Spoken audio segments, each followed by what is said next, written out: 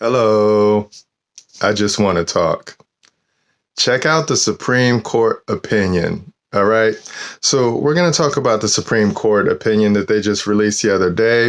The timestamp right now is June 2026. All right. So, the Supreme Court released this opinion yesterday, which was Thursday. So today is the 25th. Yesterday was the 24th. So this opinion was released on the 24th of June.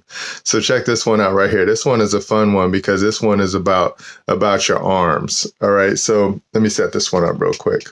So right now we live in America and we live in a time where we're sort of kind of divided. We're divided about a bunch of things right now. Is that people who call themselves American don't understand their status, they don't understand their standing, and they don't understand their jurisdiction. They don't understand the difference between being one of the people and being a rep of one of the people. Okay. People are just all upside down right now. And it's just a very interesting time to live in. But we have these tools. We have these tools of government. One of the tools of government is called the Supreme Court of the United States. And then you could take a case all the way up into the Supreme Court of the United States. And then the justices on the court are just going to show you what the law says, right? That's what they do. So they're normally presented with a question. And then from that question, they're going to hear both sides, right? And then from there, they're going to sit back and then they're going to look and then they're going to review. They're going to go back in time and they're going to go back in history and then they're going to show you the law. And then they're going to come out with an opinion and then they're going to tell you what's up. All right.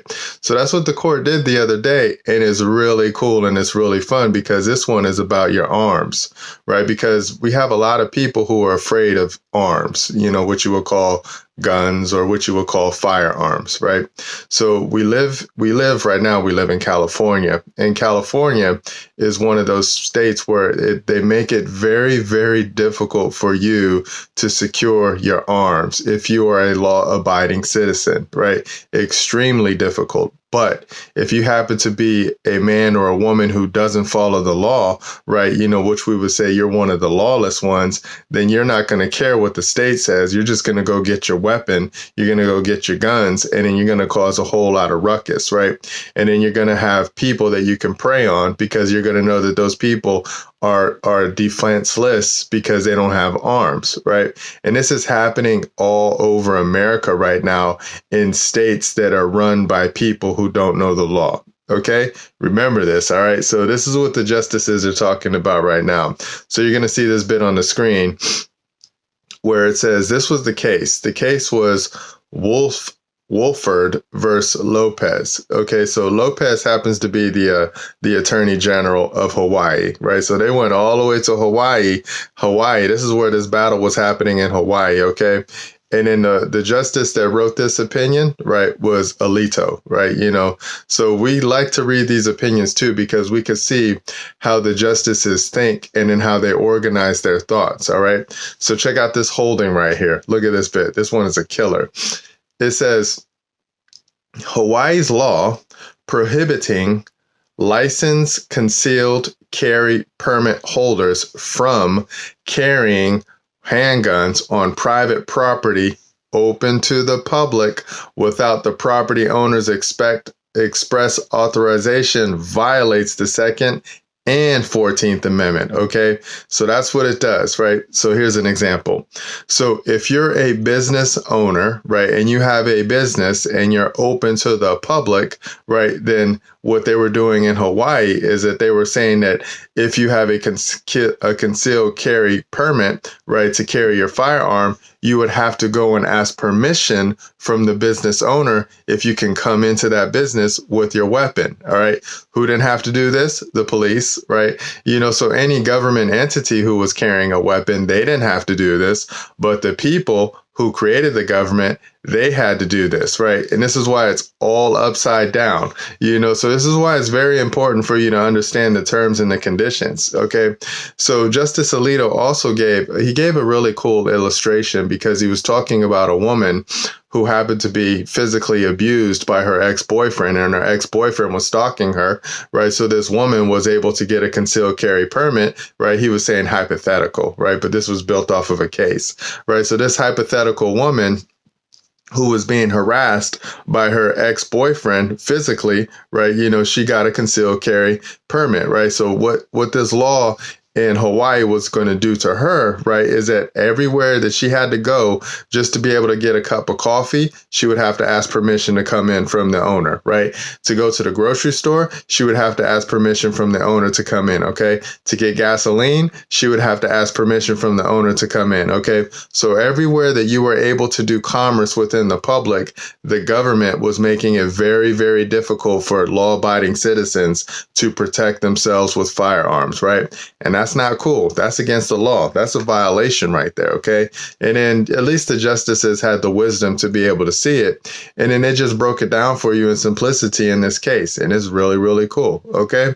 Here's another example right now, too, is that there's this really cool movie called The Citizen Vigilante. Is that the name of it? Yeah, The Citizen Vigilante, right? And it's just causing a whole lot of ruckus, right? Especially over there in Europe right now, because it's showing you what life is like when there's lawlessness, okay? It's showing you what happens when you have people who are law-abiding citizens, of the European Union or whatever other country you're in Europe, right? You have law-abiding citizens, and then you have another group of people that are lawless, right? And then these lawless people are taking advantage and causing harm to the law-abiding citizens, right?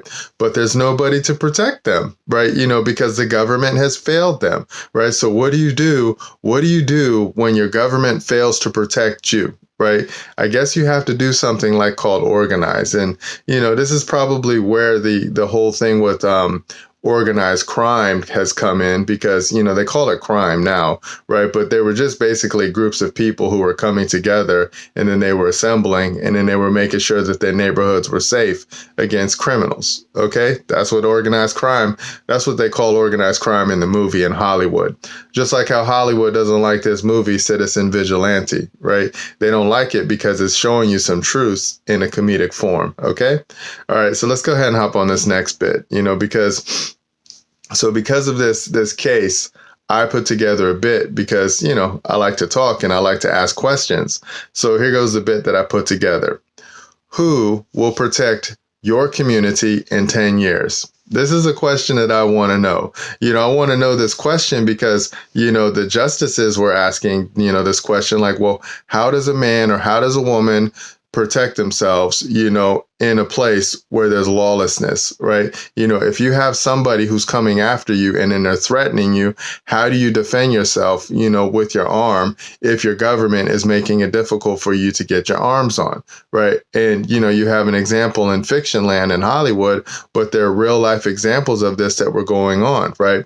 Like there was a man in Chicago, and he was like 70 something years old, right? And he was living in a rough neighborhood where there was gangs and things like that. And it just wasn't safe for him to go to and fro in his neighborhood, right? But the city of Chicago made it very, very difficult for him to get his arms on, right? So you had the criminals who were taking over the neighborhoods because the people that lived in those neighborhoods, they didn't have anybody to look out for them or take care of them. The people didn't know how to assemble, and then the people didn't know how to exercise their rights, okay? Now check this out. This is why I'm asking this question. Who will protect your community in 10 years, okay? And then when you drop down, I'm going to show you what the Bill of Rights says, okay? Look at what the Bill of Rights says, because everything is always going to be, if you're one of the people, true story, if you're one of the people with all political power, then it will behoove you to read your constitutions and understand what your rights are, okay? Because your rights jump over government. Remember that, okay? Because our rights come from God, all right? Check this out. Congress shall make no law respecting an establishment of religion. All right, I'm going to pause on that bit right there. So there's all sorts of religions out there. Religion just means, what you're bound to, right? So there's thinking processes that people are bound to. An example that's going on right now is that there's a group of people who have alphabets behind their name, and then they're bound to a specific holiday for them called Pride. Okay. So this is what they're bound to, right? And then for them, that is their belief system. That is their religion. Okay. It is a way of thinking and it's a way of moving for them. And sometimes what they try to do is that they try to put that belief system on you, and you can't do that, okay? Because we have laws and we have rights that protect each individual man and each individual woman from somebody imposing their belief system on you, okay? Remember this, all right? Rewind. Congress shall make no law respecting an establishment of religion or prohibiting the free exercise thereof. They can't do it. Or abridging the freedom of speech or of the press. So our representatives can't interfere with the people's ability to be able to speak. Okay, remember this, all right? Or the right of the people peaceably to assemble. Okay, so our government cannot interfere with the people's ability to come together and talk about things. Okay. They can't impose and they can't make laws to interfere with that, okay? Check this out. And to petition the government for redress of grievances, all right? So if the government is grieving me and the government is making me feel sad and the government is putting burdens on me in order for me to move through my state or my city or my town or wherever it is that I am. And if the government is making it difficult for me to exercise my life, my liberty, and for me to be able to pursue my happiness, then I can put a grievance in for them and I can take them to court. Okay, I can go and I can send some words to them and I can tell them, hey, Mr. Government, or hey, Miss Government, your actions are grieving me. Your actions are burdening me. You're putting a burden on me for me to be able to live my life, and I don't like this. So you better fix it or I'm going to get you. Okay, that's why you take it all the way up to the Supreme Court.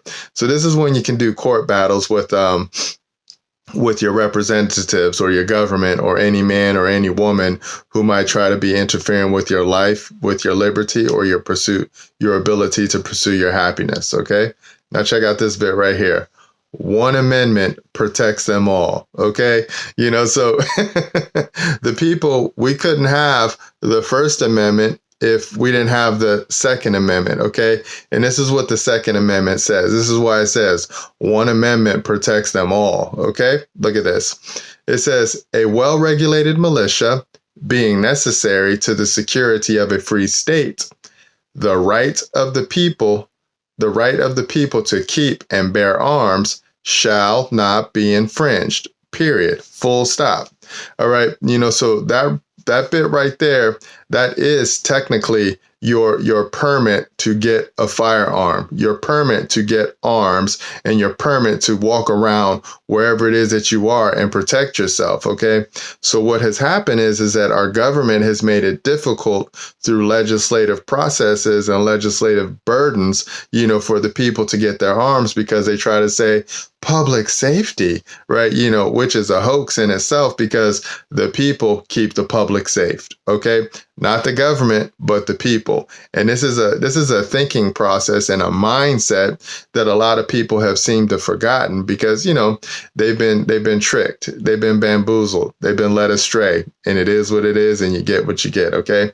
So check out this question presented. So I have a question that I like to present to my neighbors. I just like to present to people. Okay, check this out. Who is responsible for your personal safety? All right. And then we got three options for you right here. Okay. A, the police, B, the government, or C, me, one of the people under God. Okay. This is just an open question. You can think about these answers right here. Okay. I want to know who's responsible for your personal safety, because I know a lot of people believe that the police are responsible for your personal safety. And then I know a lot of people that believe that the government is responsible for your personal safety. And I also know a lot of people that believe that they are responsible for their personal safety under God. Okay. So however it is that you answer that question, right? Because true story here, I'll just give you free game. So the government is a creature of we the people, okay? And then the police is a creature of the government, Okay. Because you couldn't have a government and you couldn't have the police if it wasn't for the people coming together and consulting for the common good and building the infrastructure for the government to operate in. Okay. And then the people are also the ones that work in the government.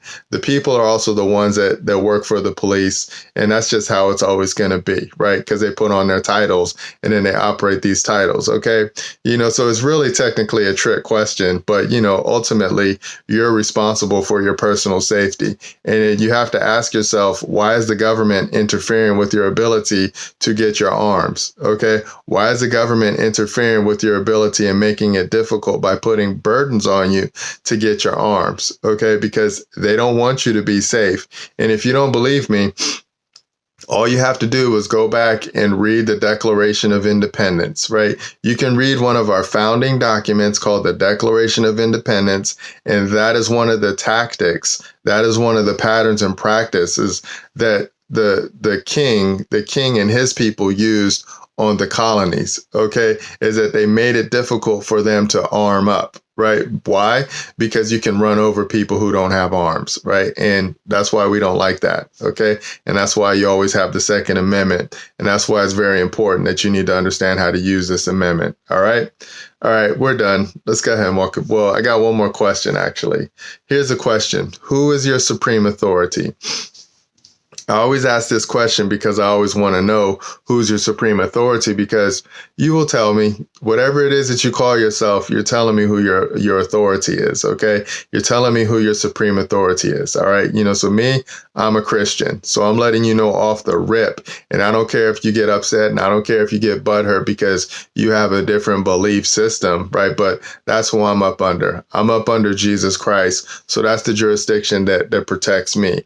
I'm under Jesus Christ's jurisdiction, but I'm also one of the people with all political power. And I have a duty and I have an obligation to get out here and teach all my neighbors the law. And I'm showing you the law right now because I'm tired of watching you guys get turned out. And I'm tired of watching you guys get tricked out. And I'm tired of seeing what you guys are doing to the children. All right. And this is why we're laying out the law in simplicity right now, because, they're always coming after the children. I got firsthand knowledge for this because they came after me when I was one of the children, and I was one of the ones that wanted to always be made feel good and do whatever it is that I wanted. Okay. And now I just do whatever Jesus tells me what I'm supposed to do. And I'm supposed to love you, my neighbor. And that's why I'm showing you the law right now in simplicity. Okay. So let's go ahead and walk it back up now. So always think about that question. Who is your supreme authority? And always think about this question right here. Who is responsible for your personal safety? Okay. And then put these two amendments, put them in your back pocket. Never move from these positions. Always understand what your Bill of Rights are, because that's the law, right? That's the law that you need to learn how to exercise as one of the people with all political power. And then you need to think about this question too. When you look around your neighborhood and then you see that there's street lights out, or you got potholes in the road, or, the garbage man isn't coming when the garbage man is supposed to be coming. You need to think about who will protect your community in 10 years, right? Is it going to be you? Or is it going to be the government? Because, if your government's not doing their job right now and they're letting other people come in and run roughshod over you, then you need to think about your terms, and you need to think about your conditions, and you need to think about what you want to do. All right, my neighbor? All right, that's it. We're done. This was a fun bit. I'm going to put this together. I'm going to upload it. I'm going to see how it flows. I'll talk to you guys in the future. Remember, nobody's having more fun than us. Bye.